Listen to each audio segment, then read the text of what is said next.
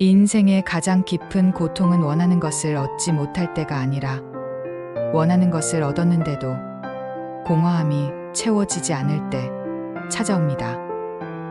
이것이 쇼펜하우어와 부처님이 동시에 가리켰던 인간 실존의 핵심 진실입니다.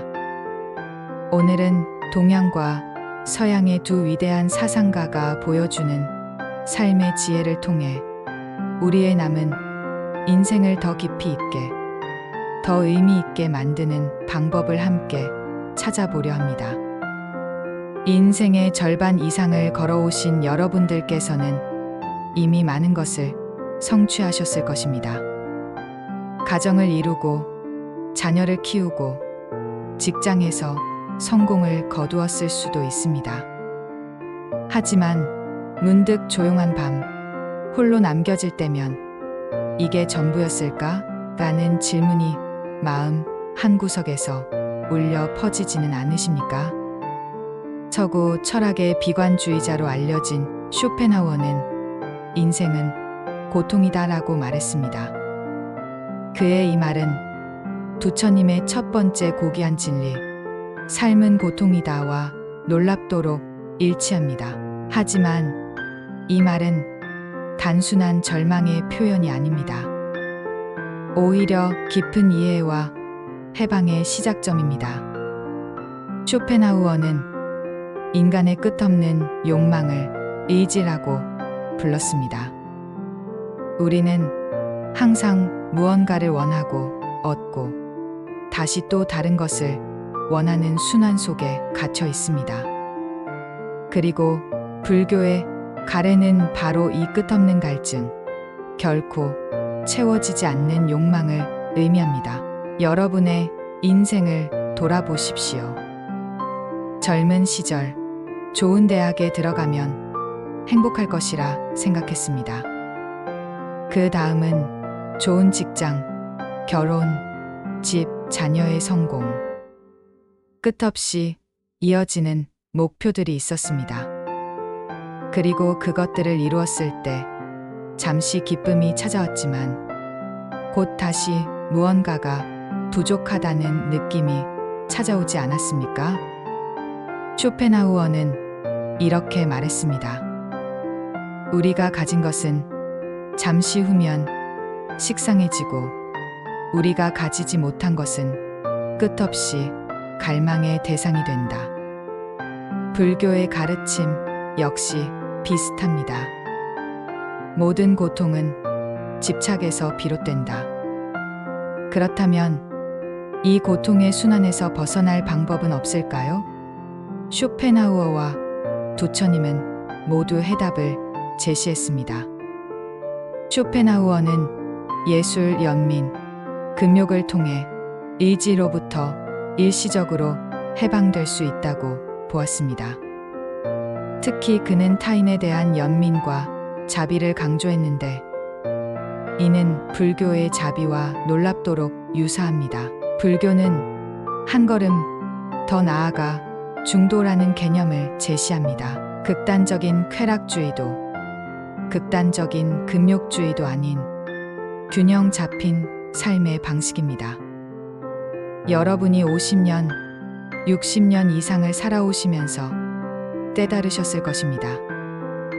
인생에서 가장 값진 순간들은 값비싼 물건을 샀을 때가 아니라 사랑하는 사람들과 함께한 소소한 시간들이었다는 것을, 자연 속에서 느낀 고요한 평화, 누군가에게 도움을 주었을 때 느낀 따뜻함, 그리고 자신의 한계를 넘어섰을 때 느낀 성취감이었다는 것을 쇼펜하우어도 말했습니다. 건강과 고요함, 이것이 인간 행복의 두 가지 조건이다.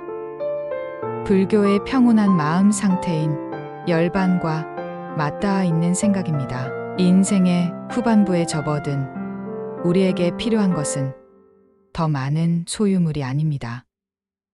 오히려 내려놓음의 미학을 배울 때입니다. 젊은 시절에는 얻기 위해 달렸다면 이제는 비우기 위한 지혜가 필요합니다. 쇼펜하우어는 인생은 진짜 운동과 같다.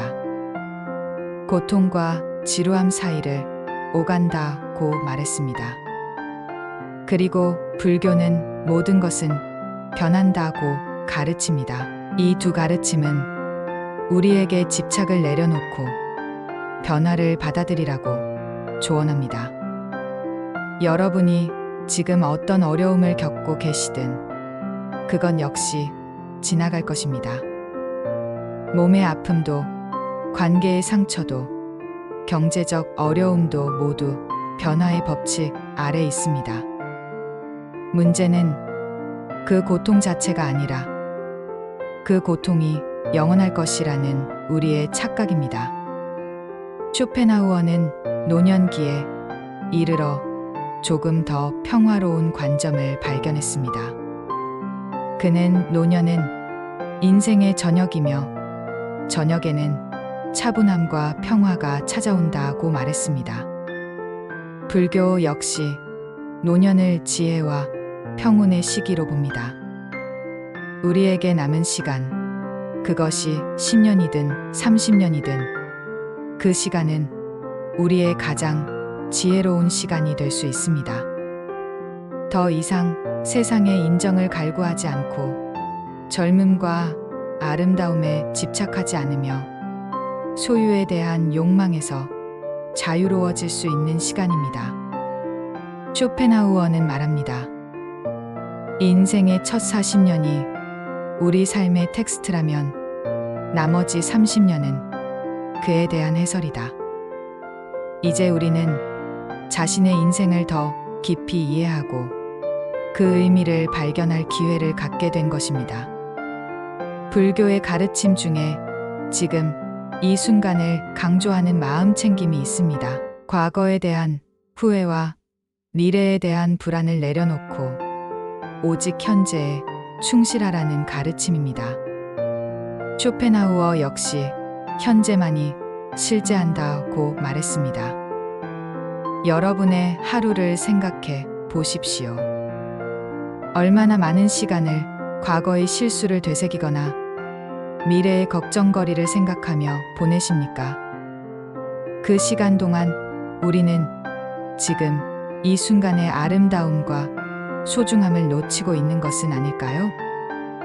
아침에 마시는 차 한 잔의 향기, 창밖으로 보이는 나무의 푸르름, 손주의 웃음소리, 배우자의 익숙한 숨소리.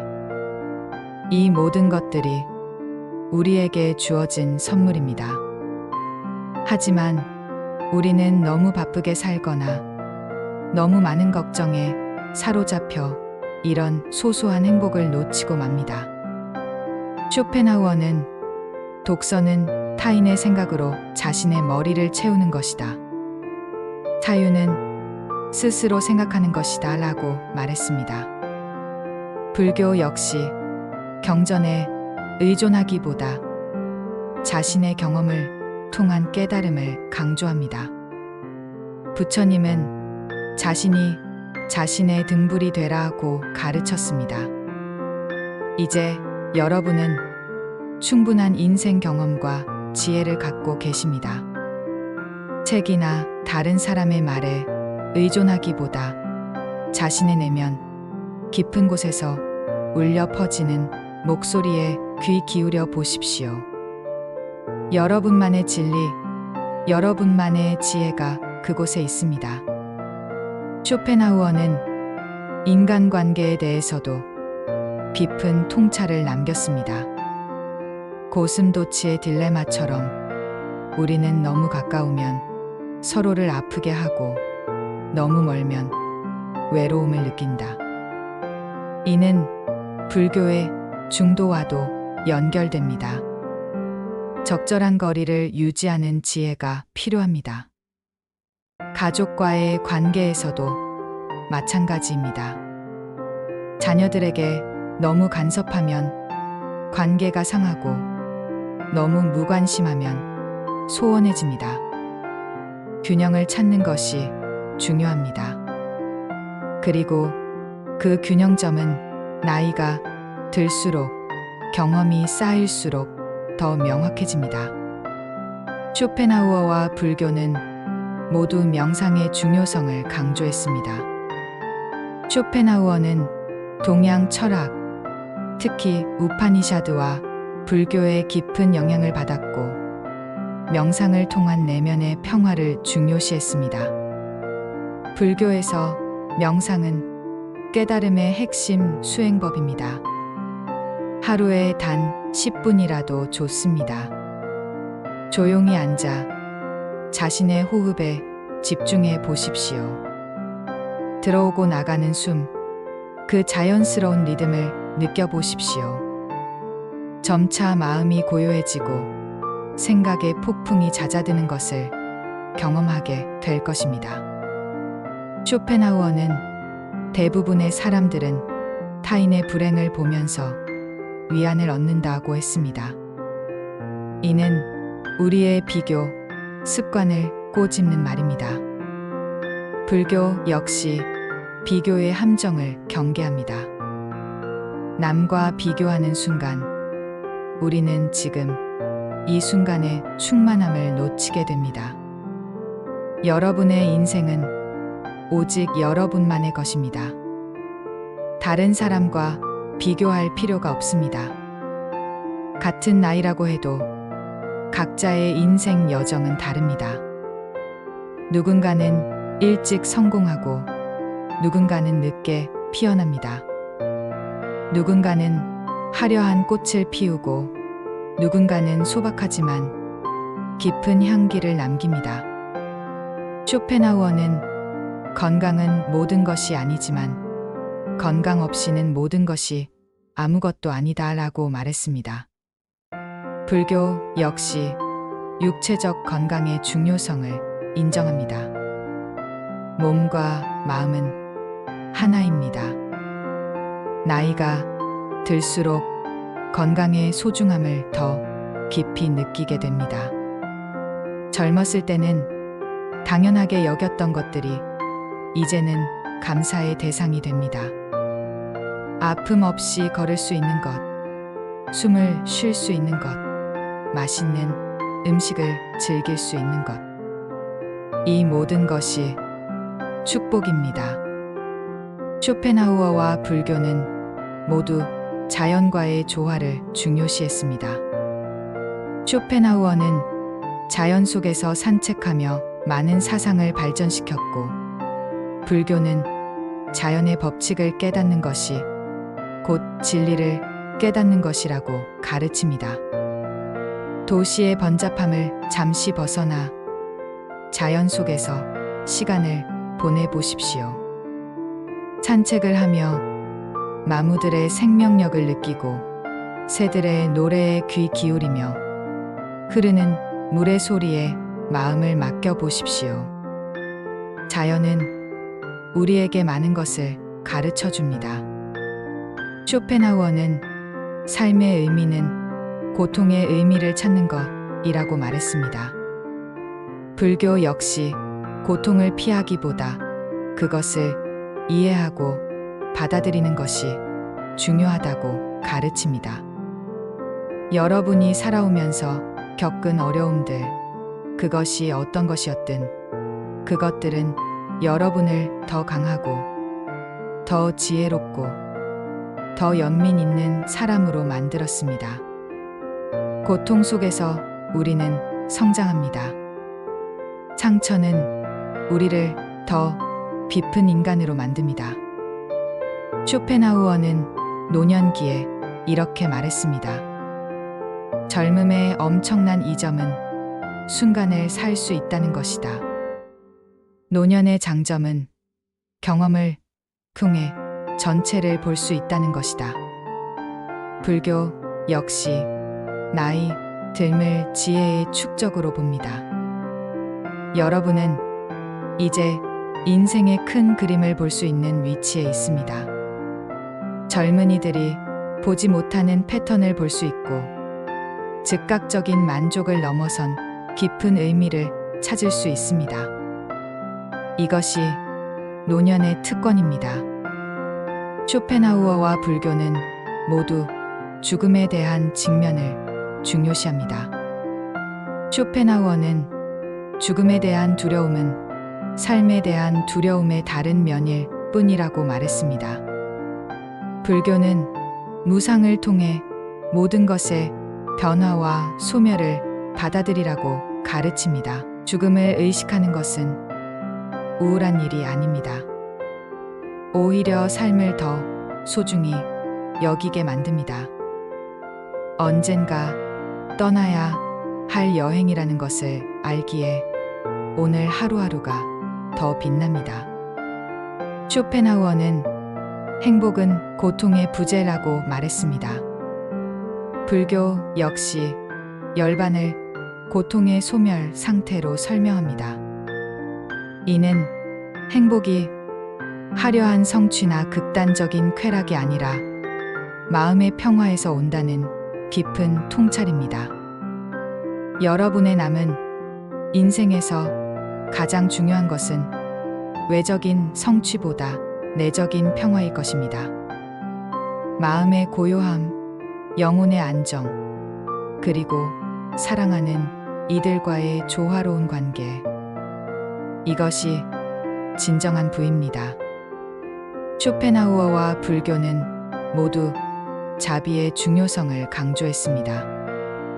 쇼펜하우어는 연민을 도덕의 기초로 보았고, 불교는 자비를 깨달음의 핵심 요소로 봅니다. 타인의 고통에 공감하고 도움이 필요한 이들에게 손을 내밀 때 우리는 자신의 작은 나를 넘어 더 큰 세계와 연결됩니다. 그리고 그 속에서 예상치 못한 기쁨과 의미를 발견하게 됩니다. 쇼펜하우어는 말했습니다. 인간은 자신이 원하는 것을 할 수 있지만 원하는 것 자체를 선택할 수는 없다. 불교 역시 우리의 욕망이 얼마나 조건화되어 있는지를 가르칩니다.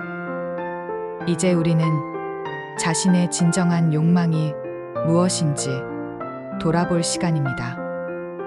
그것이 정말 우리의 욕망인지 아니면 사회가 우리에게 심어준 욕망인지 구분할 수 있어야 합니다. 진정한 자유는 이러한 구분에서 시작됩니다. 쇼펜하우어와 불교는 모두 지금 여기의 중요성을 강조합니다.